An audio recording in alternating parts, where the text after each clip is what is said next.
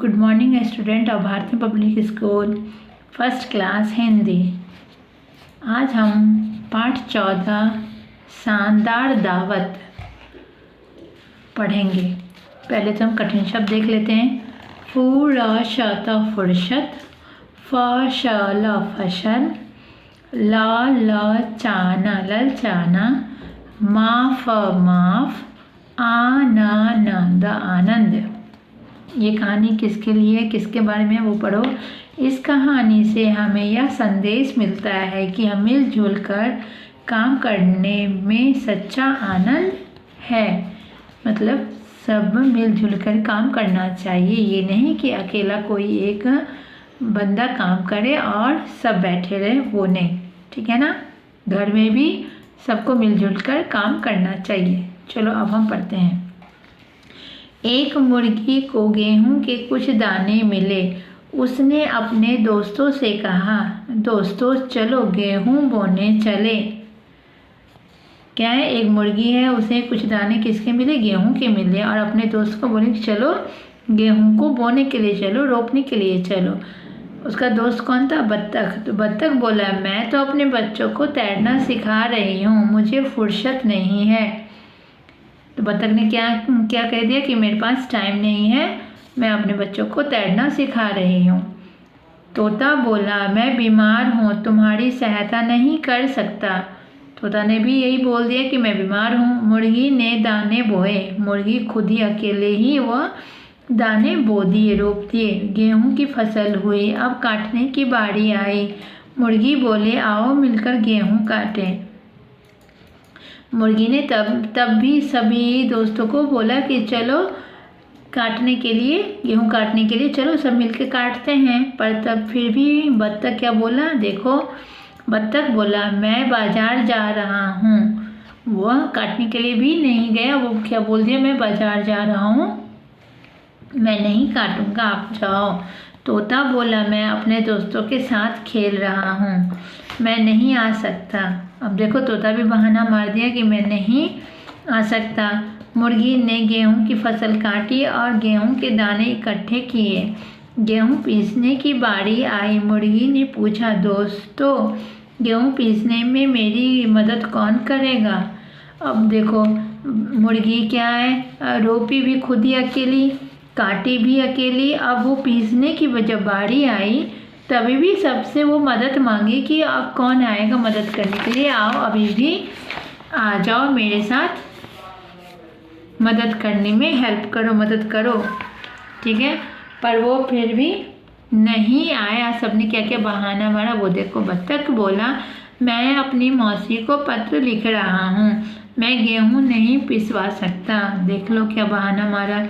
तोता बोला, मैं गेहूँ पीसकर अपने सुंदर पंख खराब नहीं कर सकता। काम करने से क्या कुछ पंख खराब होते हैं क्या। मुर्गी ने गेहूँ पीसी। मुर्गी अकेले ही गेहूँ पीस डाली।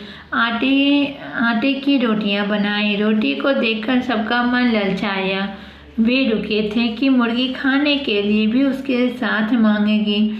अब देखो ये तो गलत बात है ना, तुम काम नहीं करोगे पर खाने के लिए सबका मन रहेगा, तो ये तो गलत हो गया।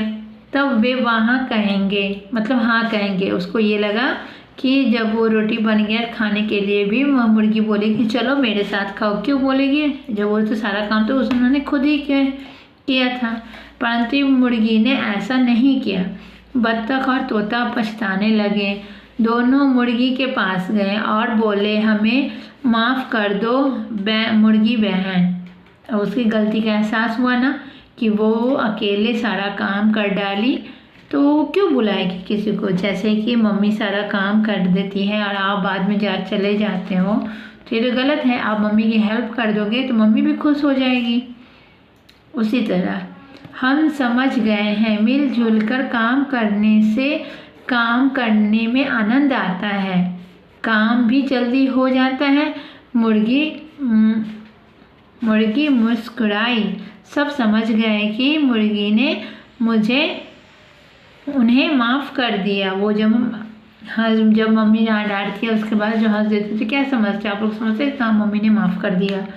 तो वैसे ही मुर्गी भी मुस्कुराए तो सबने वो अंदाज़ा लगा लिया कि हाँ उसने क्या किया, माफ़ कर दिया। बत्तख दौड़कर घर से टमाटर की चटनी ले आया, तोता मीठे मीठे अमरूद लाया, सबने मिलजुल कर रोटी चटनी के साथ खाई, फिर अमरूद बांट कर खाए। वाह क्या दावत थी। तो इसका मतलब क्या हुआ कि हमेशा मिलजुल कर काम करना चाहिए। ये नहीं कि कोई अकेला काम कर रहा हो और सबके सब आराम कर रहे हो। सब एक साथ मिलजुल कर एक साथ करने से क्या होता है, काम भी जल्दी हो जाता है, किसी को बर्डन भी नहीं पड़ता है और समय भी कम लगता है। ओके, अब यहाँ पे देखो, चलो अब बैक एक्सरसाइज करेंगे। क्वेश्चन आंसर मैं असेसमेंट में करवा दूंगी। पहले बैक एक्सरसाइज देखो, इसमें क्या है, पाठ के अनुसार वाक्यों से पहले उसका सही क्रम लिखिए। अब ये उल्टा पुल्टा दिया हुआ है, उसमें कौन सा शब्द पहला है वो देखो। एक मुर्गी को कुछ दाने गेहूं के दाने मिले, सबसे पहला लाइन तो यही था हमारा। और दूसरा क्या है, बत्तख बोला मैं बाजार जा रहा हूँ, ये तो दूसरे टाइम में बोला था, ठीक है। उसके बाद रोटी को देखकर सबका मन ललचाया, बत्तख तोता पछताने लगा, तो ये दूसरा क्या था हमारा, बत्तख बाजार जाने का। उसके बाद रोटी को देखकर सबका मन क्या हो गया, ललचाया, बत्तख और तोता पछताने लगा, हाँ पछताने लगा। चौथा नंबर और सबसे लास्ट वाला क्या है हमारा, वह क्या दावत थी। ओके, अब देखो यहाँ पे मैचिंग करना। समान अर्थ मतलब सेम होना चाहिए, उसका अर्थ क्या होता है, सेम होना चाहिए। दोस्त, दोस्त का मतलब क्या होता है, मित्र, ठीक है। दोस्त को ही मित्र बोलते हैं, मित्र को ही दोस्त बोलते हैं, ठीक है। अब देखो पत्र का क्या होगा, चिट्ठी, पत्र का क्या होगा, चिट्ठी। माफ़ का क्षमा, माफ़ को क्या है, क्षमा। फुर्सत का खाली समय, फुर्सत का खाली समय। अब देखो नीचे यहाँ पे क्या है, पढ़िए और समझिए। मुर्गी रोटी बना रही थी, हाथी सो रहा था, तोता खेल रहा था, लड़की पानी पी रही थी। इसका मतलब क्या हुआ, जो स्त्रीलिंग है वो पुल्लिंग हो जाएगा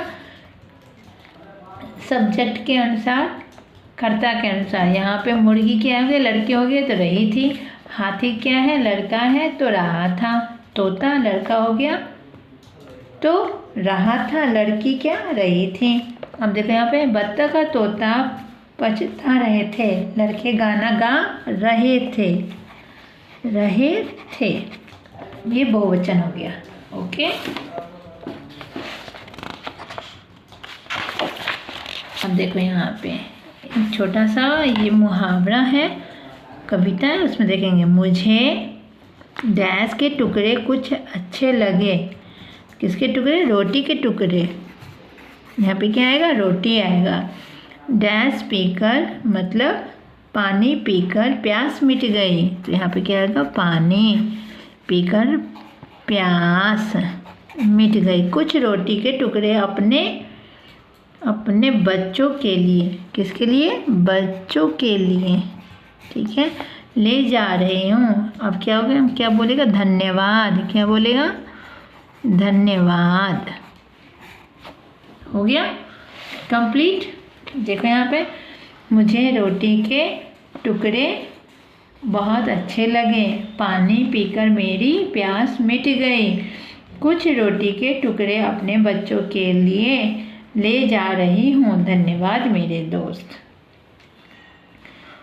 अब यहाँ पे क्या है, घर के सामान का यहाँ पे कुछ नाम लिखा हुआ है, आप लोग को तो मालूम ही होगा, सिर्फ लिखना सीख जाओगे और बोलना ही। इसको क्या कहते हैं, गिलास, लोटा, ठीक है ना, चूल्हा, हंसिया, सब्जी, चौकी, ये सारा सामान है, ठीक है ना। आप पढ़ोगे स्टोव, कनस्तर, लालटेन, आटा, ओखली, चकला बेलन, घड़ा, बाल्टी, सिलबट्टा।